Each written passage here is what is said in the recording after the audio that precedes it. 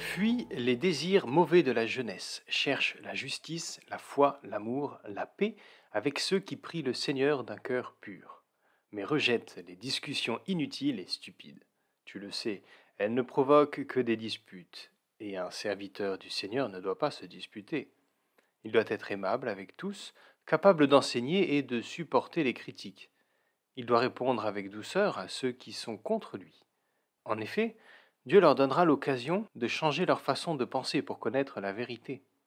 Ils sortiront des pièges de l'esprit du mal, qui les retenait prisonniers, ils ne feront plus sa volonté et ainsi ils pourront de nouveau penser correctement. Ce conseil magistral se trouve dans le second chapitre de la seconde lettre de Paul à Timothée, à partir du verset 22. Facile à retenir avec tous ces deux. 2 Timothée 2, 22. Et retenir ce texte, c'est important, car il s'agit d'un véritable mode d'emploi pour vivre heureux en société.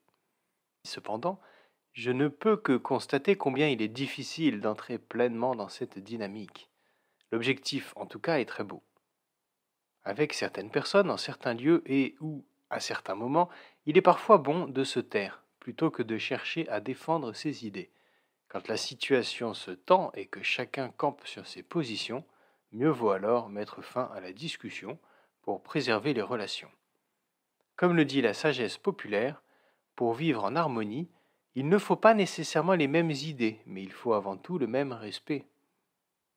Dans la vie, nous sommes malheureusement amenés à rencontrer des personnes qui n'arrivent pas à faire preuve de respect pour les autres, et en particulier ceux qui osent penser ou vivre différemment.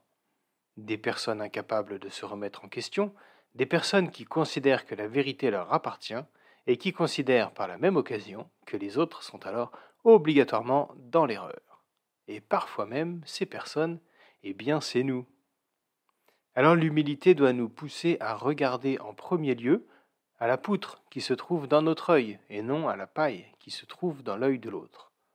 Mais une fois cela fait, il arrive aussi, parfois, que l'autre en question ne fasse pas preuve de bonne volonté pour construire.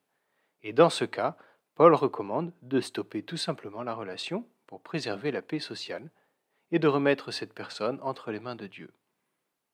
Face à l'attitude parfois têtue de certains, il est bon de méditer sur cette citation de Jacques Prévert. Il suivait son idée, c'était une idée fixe, et il était surpris de ne pas avancer.